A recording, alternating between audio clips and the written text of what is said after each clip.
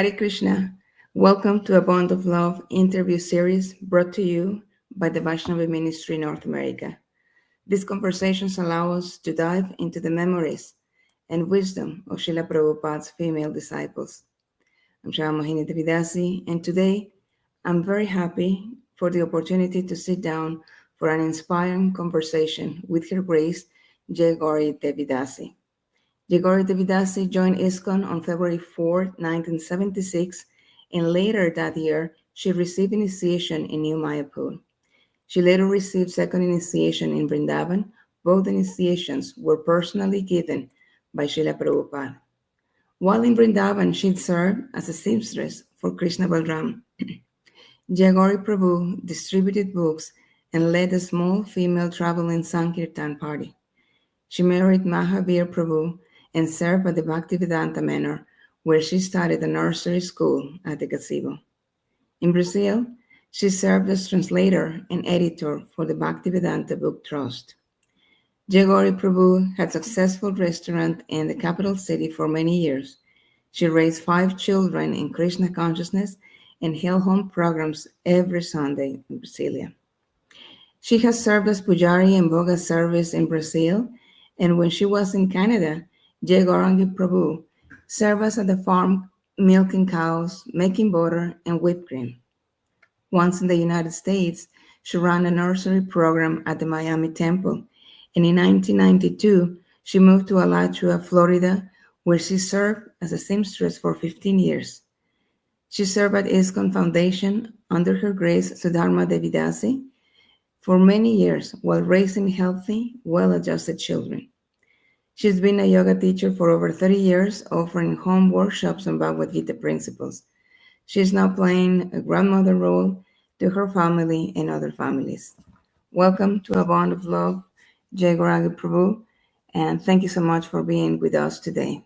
No, thank you for having me. Thank you very much for creating this platform for us to record Srila Prabhupada's memories. Thank you. Our relationship. I would like to start by reading a passage I found very interesting, and I would like you to take us to that time when a young 14-year-old girl was looking for her guru. It says, At 14, JayaGauri was certain that her intense desire to meet an old wise man would be her guru, would be fulfilled. To meet her guru would be fulfilled. When she saw Srila Prabhupada's picture on the Vyasa sign in the Sao Paulo temple, she immediately said, "That's him." Yes. When I was 14, I had this dream that I was in this place, and I looked around. There was like a 360-degree view. And so when I went to that dream, you don't always remember your dreams, but that dream really made an impact in my life, and I always remembered it. So when I went to Vrindavan in '76, I went to the Madana Mohan temple, and behind the temple there is a little deck. So when I looked, it was the view, the vision of my dream. It was one of these things that, just completely take you by surprise, and you get a little stunned.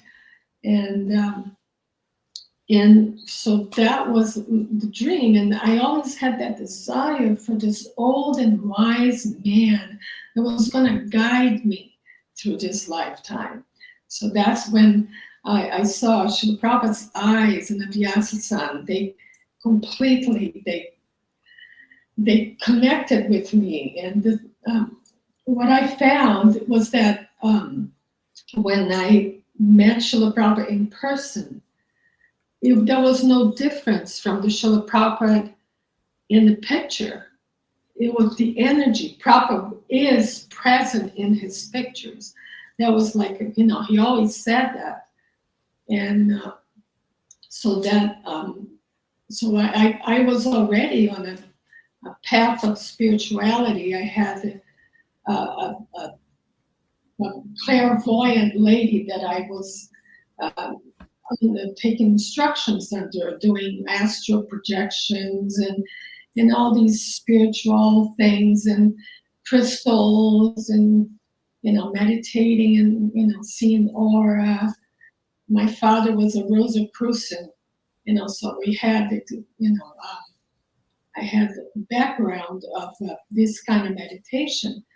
So when Srila Prabhupada came to my life, I knew exactly. I went to this lady and I said, I'm finishing my work with you because I found my eternal guru.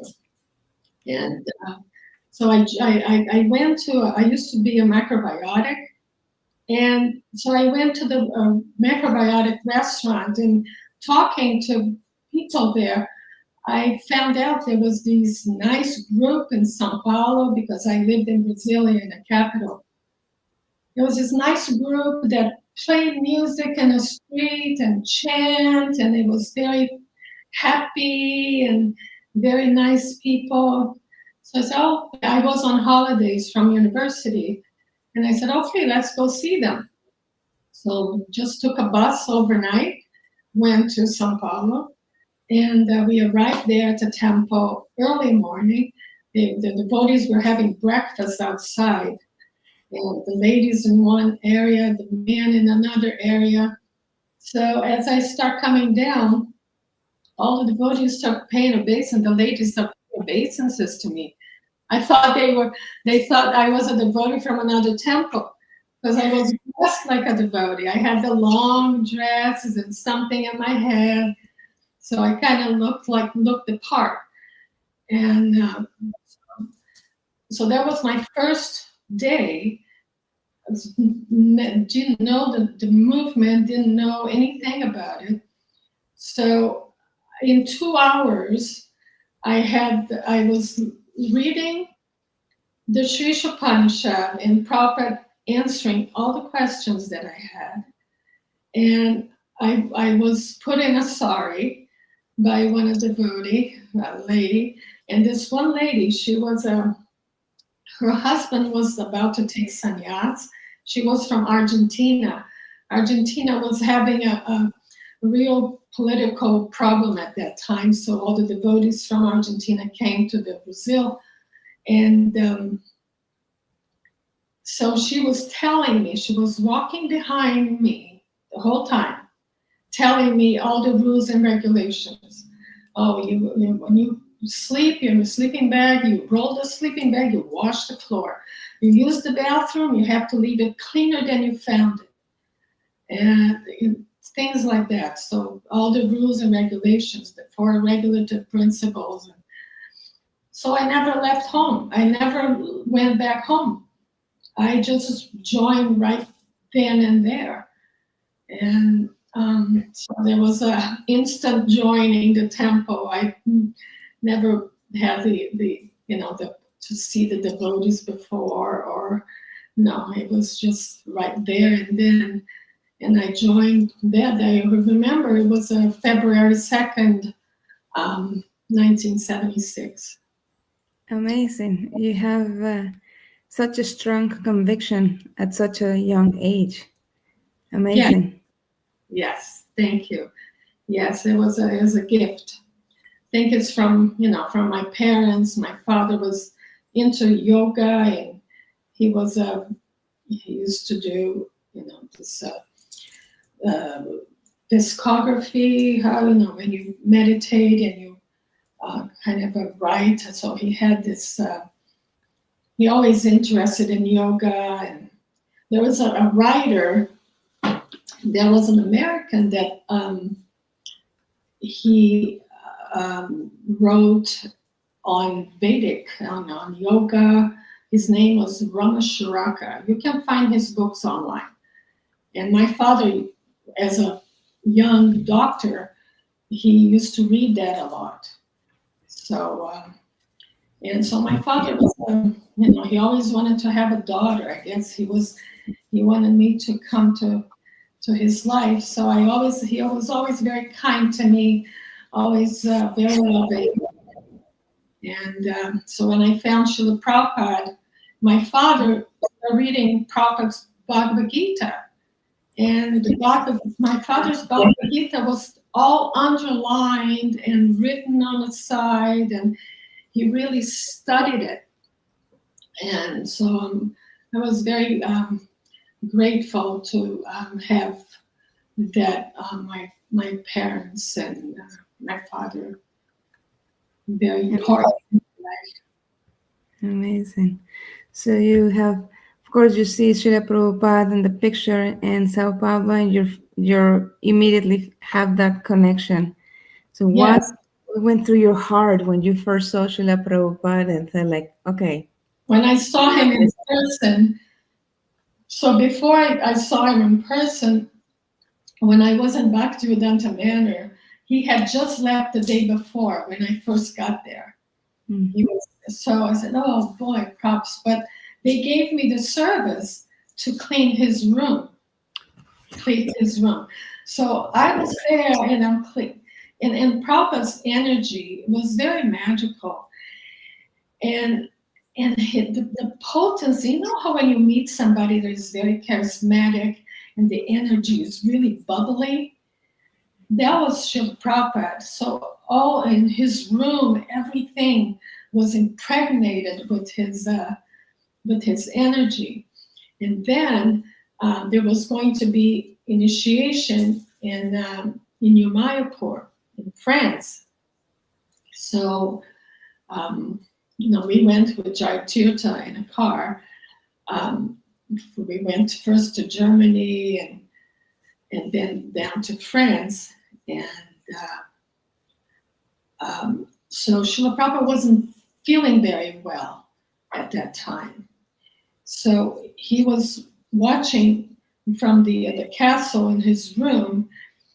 And Nouvelle Mayapur is a beautiful place. They have the grounds behind. The oak trees are, thousands of years old, so they're huge.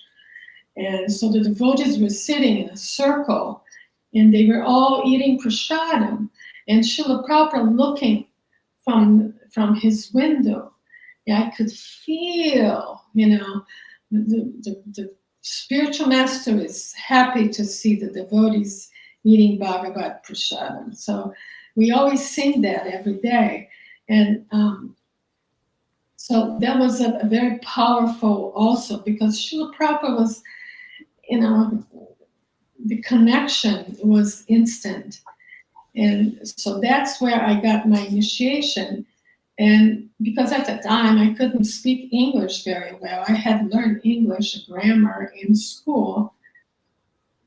So when he came down in a palanquin to the area when we were set up for the initiation, there was a picture of it in a BTG. It was a beautiful center with fruits and vegetables and flowers. The women on one side, the men sitting on the other side. And so Srila Prabhupada came and he called my name. So I went there in front of him. But I didn't know how to say the four regulative principles in English. I knew it in Portuguese. And so I looked at him and I said, this one, this one, this one, and this one. And I stopped and I looking at him. So then he gave me that look that everybody talks about. I found out that everybody talks about the look when he focuses on you and he sees you in this life, your past lives, and all your anarthas. He could see me completely, and then he said, your name is JayaGauri, JB Dasi, and he gave me my beads. So I felt that although he saw me with all my imperfections, he accepted me, and that was glorious for me. It was a real special moment to have Srila Prabhupada accepting me as his disciple. Being in Srila Prabhupada's presence must have been so special. Um, can you share a little bit more what it felt like for you personally when you first saw him, and what went through your heart? It was like, this is the person I saw in the Piazza Sound. Now I'm here, and as you said, that energy that was flowing. Can you describe a little bit more? You probably heard by now of Prabhupada magic. Hmm. Everywhere the Prabhupada, everybody that was around Prabhupada could feel that there was always magic. Um, and and things happened in this different, it's like in a transcendental platform, because he wasn't from this world, and he carried with him that transcendental vibration, that connection with the spiritual world. And um, and Shama Sundar in his book describes that very. All the devotees, Bhaktivedanta Dasi, they all have the books that describe Srila Prabhupada's magic. And when I went to get my Gayatri mantra, that was in Vrindavan. It was Kartik, or close to Kartik in '76. So I wasn't. I didn't have. First, I didn't have the dakshin. So I had to get dakshin. So there were two other girls that were going to get. So they shared with me a banana leaf and some fruit. So I got into the room. Prabhupada was discussing um, lunch with Arundhati. So I stopped, and I was waiting for them to finish their conversation. So she laughed, and Srila Prabhupada looked at me and said, "Is this for me?" So it completely broke the ice and made me feel comfortable. So I put that on his desk, and he told me to sit beside him. So, he was on his desk, I was to his left. So, so when I sat there, I wasn't immersed in his aura. That was something just pure magic, because there was a energy vibration. It's almost like a silver, the atoms they're moving around, and there was such serenity, and such quiet. It was very serene, very quiet, very peaceful. And so he was giving me the Gayatri mantra. So all I could see was his finger pointing to the words right in front of my face, like this one, and I was repeating it. So for that whole time, I was repeating it, but all I could see, all I could feel was that to be inside his aura, because we were just so close. And that's another thing that it carries me, because I know the spiritual energy, the spiritual world is real, because I felt it. So that really was a big turning point in my, the building my faith. Amazing. It was just adding to the already strong conviction that you had. So you were so prone to receiving and to feeling that special mercy. Amazing. So since you're talking about Vrindavan, when Srila Prabhupada once told Mahavir Prabhu, "You have a good wife." How do you feel hearing that? That was And how has that stayed with you over the years? Yeah, so Prabhupada has his house and has a little garden in front of his house, and there was a wall with some planters on top of the wall, dividing his house to the temple. So I was taking care of the tulsis, Prabhupada's tulsis. They were planted on top of the wall, and so I was taking care of them.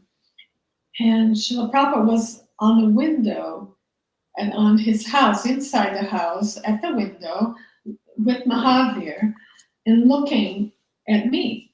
So I was there, and they were talking and they were doing this and so I know whatever. And then Mahavir told me that what they were saying, and that Prabhupada looked at me and he said to Mahavir, "Now you found a good wife.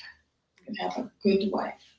So for me, that was my mantra, because if Prabhupada said that about me, I have to live up to that.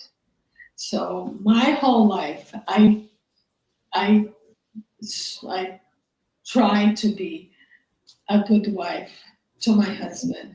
So Prabhupada's words are true, and so I always put my family first and trying to put my husband and always being connected, and trying to do my best as a wife, as a mother, and so that was my that's what Prabhupada saw in me. I'm going to make the best of it.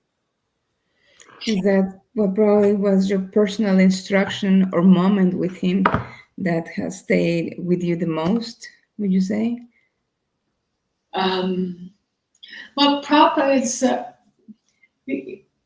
always with me. That's the thing, his presence, through his books. Every time I open his book, he's talking to me. It's very real. It's not like like something that I imagine.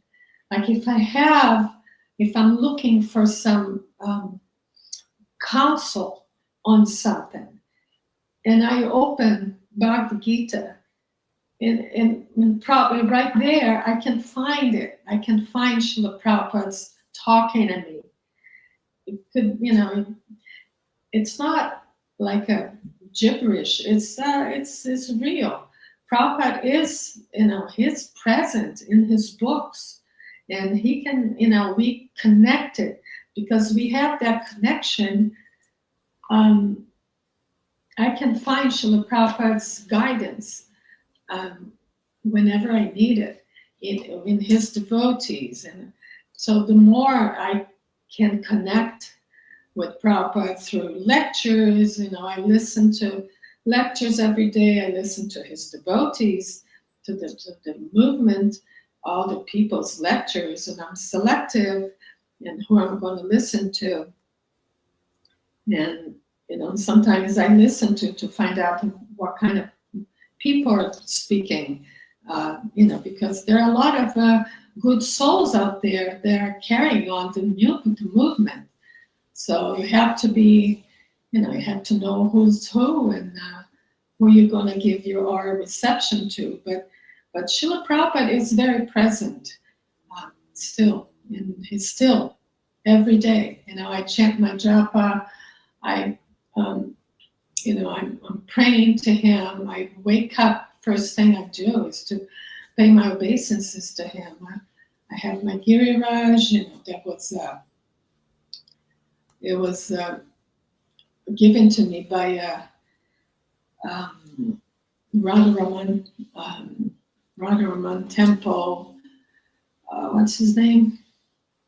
Oh, now it's escaping my mind. Yeah, so through worshiping my Shila, my Govardhan Shila, and so it's every day. It's a connection with Prabhupada. It's completely renewed, and from day to night to next day. It's just always a continuous, refreshed relationship. It doesn't stop. Your love and faith for Srila Prabhupada is so inspiringly strong. And you actually affirm in your book that I know in this lifetime or next, he's going to engage me in his service. And I look forward to that. I said that. You are, it's so inspiring. And I'm seeing, I just listening to you, looking at you, at your expression is that you're still seeing Srila Prabhupada is right in front of you. That's such a strong conviction. It's amazing. It's wonderful. When you think of Srila Prabhupada, what is the quality that shines brightest in your heart? Prabhupada's the purity of purpose. That's what comes so bright. His intention, his dedication. He was, 70 years old. He was 69 when he left India, and so I'm about that in my life. I'm turning 70 in the end of the year. So Prabhupada started, his conviction and his purity of purpose showed, gave us this whole movement. Nowadays, there's everywhere you find devotees and ISKCON and even people like that, all the politics, like the different temples. They do such wonderful work. That Bangalore, they have those Nrsimhadev, that whole beautiful puja with Nrsimhadev, with all these things came from Srila Prabhupada. And, the Mayapur project, Vrindavan project, they're doing the best they can to keep the purity, because Srila Prabhupada's purity of purpose was so bright, and so that is my what enlivens me is to see that the fire of bhakti is very alive from Srila Prabhupada's, from his purity of purpose. Very much aligned. How important do you feel it is for the next generation of devotees who did not meet Srila Prabhupada personally, but for them to develop their own relationship with him? Well, to develop a relationship with Srila Prabhupada, all you need to do is to follow his instructions and practice what's in his books. He gave us so much. He gave us the ABCs of how to start spiritual life, and he gave us the next, the college level. He gave us the PhD level. He gave us all that, how to continue in our spiritual path. He's a visionary that gave for this whole, for what, the next 10,000 years. His books are going to be, the ABC, the learning books for it. So, powerful personality that came to give us, the Lord. The Lord is accessible. Lord Chaitanya is accessible, and his devotees. And you don't have to be a big leader or anything. You just have to carry your bhakti. It's a personal process. So if you can do it, if you can go and if you have the ability to go out and preach, go out and be a big leader in a movement, you can do that. But you can be a leader in your own realm of activity, in your own field of activity. Like, as a mother and a grandmother and a yoga teacher for many years, I've done workshops here at my house with my yoga students and teaching them. I did one that it culminated in puja, in bhakti. So they are all, worshiping my deities here at my house, offering incense, offering a flower. So teaching them that, so you can always do something to give Krishna to others. There's always something. If there is a will, there is a way. And right now, I want to continue doing it. This is the time. I'm 69 now, so this is the time Prabhupada left India. And he turned 70 on a ship. And he had his books with him, nothing else. He was sick and, traveling by boat at this time, at this age. And, starting this whole movement with just from his heart, from his desire. And so for us to take this on and show to as many people as we can and affect as many people as we can by giving, the simple word of Bhagavad Gita. Krishna is the Supreme Personality of Godhead. You can worship him. You can, know about Lord Chaitanya. Lord Chaitanya is the most merciful incarnation. So there is a way to stop birth and death and go back to the spiritual world, or stay in the field and continue on. All the Prabhupada's disciples, those first disciples, they were just so empowered, like Jamuna, and they have such legacy. They left such legacy for us, and for the next 10,000 years. So all that's going to be.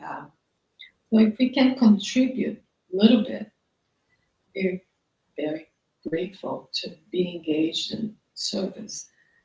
So I try to do that with my yoga students, and so I have many workshops at my house, and like that. So that's what I can do. Always keeping Krishna in the center. I know your children tell you, "Mom, all you talk is about Krishna," and you say, "Well, yes. When I'm gone, you will remember me because of my talking about Krishna." Right, exactly. I have my husband Mahavira. I have 5 children with him, and yeah, we were always very into just teaching the children how to chant japa, how to worship Krishna. They all have their own paths and their own desires in their heart. So I stay being a loving mother to all my children, and teaching them by my example. That's all I can do. You can't force feed spirituality to anybody. It has to come from a desire that has to come from within. So whenever they're ready to follow Srila Prabhupada's instructions, Prabhupada will be there. He's always there. You just have to turn on to him. Be ready to receive the message, right? Srila Prabhupada was able to reach people, talk to people at different levels everywhere. How did you witness him applying the principle of adjusting to time, place, and circumstances in his interactions? Um,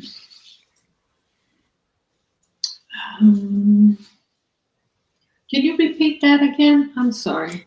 Sure, no. I'm saying, how did you see or you witness Srila Prabhupada applying the principle of time, place, and circumstances in his interactions, as he Uh, dealt with so many people from different levels? Um, he will interact with children, of course, in one way, and with the scholars in another way. And it was how was that? my experience with Srila Prabhupada, Mhm.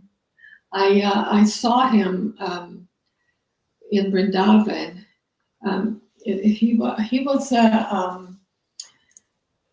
there was this one Prem Yogi, I think was his name. He was translating Prabhupada's books to Hindi, and so every 5 o'clock, Prabhupada went to the under the tamal tree in Vrindavan, and he would listen, sit down, and just listen to Prem Yogi's translation of his books, his English books to Hindi. And so I used to sit there, and I couldn't understand Hindi or any, but I could just sit there and be in Srila Prabhupada's aura and just sit there with him. And I have a different time grasping your question. Our deep connection is soul to soul. Srila Prabhupada, through his guidance, through his books, we managed to maintain a steady flow in our bhakti practice. What was that? The other part of your question again? Time, place, and circumstances. That's okay. This um, it's just it's amazing just to see that when you witness Srila Prabhupada probably interacting with women. I mean, giving initiation to women. That was At that time, I didn't think much of a man and women difference. It wasn't really part of it. That came this heavy distinction I felt when I came to America, because I lived at Bhaktivedanta Manor for a while, and I was very lucky to have Sachi Devi's association and Manjuali. We were, kind of living in the same corridor above the barn in Bhaktivedanta Manor. So Sachi Devi, just sweet soul. She had 2 children, and she was expecting another. And she gave me time to speak about Srila Prabhupada, of answering my questions and my doubts. I was a young bhaktin then, and Manjuali, always, like, she was Jayatirtha's wife. She had little baby Vaishnava Charan, and she was very, very, very open, very jolly. So all these devotees, they made an impact in my spiritual life, and just nourishing my bhakti, my bhakti lata. Yeah.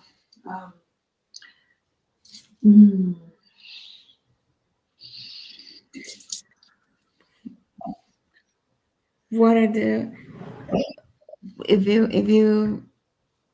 you could think about maybe one thing, and probably there are many as I'm listening to such a love and such inspiring connection that you have with Srila Prabhupada, what you said you're grateful to Prabhupada for?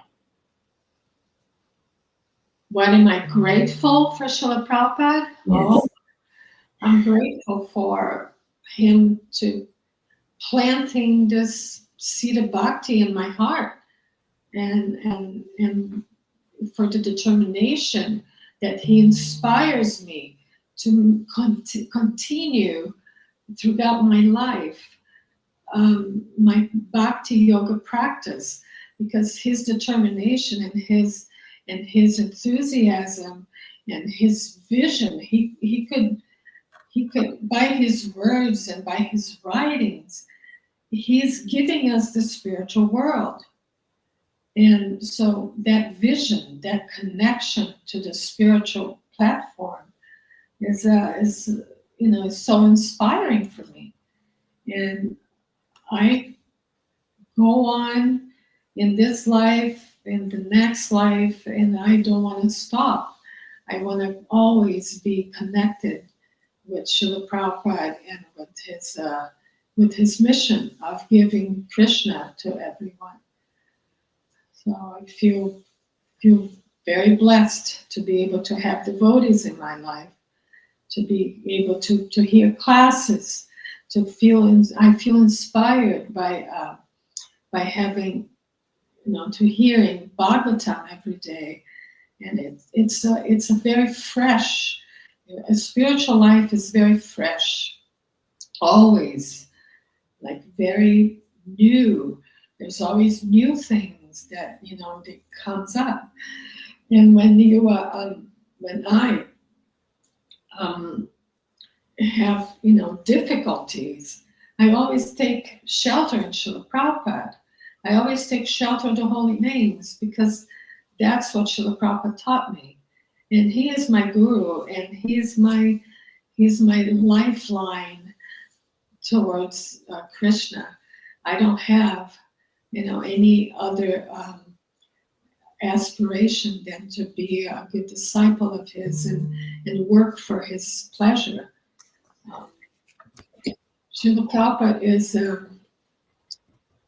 the one that give us the inspiration to go on in life and to chant better and better rounds, to really get up every day, enthusiasm. We get up in the morning, first thing we do is to pay obeisance to Srila Prabhupada, and then you start your day. And by following all these, he gave us rules for eating, for sleeping, for bathing, for things that we were not, we didn't grow up with, but we adopted. So he is our father forever, and he's our guide forever, and he is our inspiration to continue on in life, in our search for that pure bhakti that we always looking, that desire to please Krishna and to be with Krishna, to be with serving the pure devotees in the spiritual world. So, yeah, beautiful words. I love the way you said he is the lifeline. He truly is, and I can see you're following his instruction of always remember Krishna, never forget Krishna, so nicely. And you have confirmed this, particular in this line. He is the lifeline. It's beautiful. Beautiful. JayaGauri Prabhu, thank you so much for sharing your heart and memories with us. As we close, what message would you like to leave for all of us who are hearing this inspiring story today, particularly for our Vaishnavis? Well, to give Krishna a try, chant the holy name and connect with the holy name through the parampara, and you find a treasure trove of wonders that it will continue to inspire you in this life, the next, and how many lifetimes you want to take in this world or in the spiritual world. It's just keep connecting with the holy name every day. There's a true power of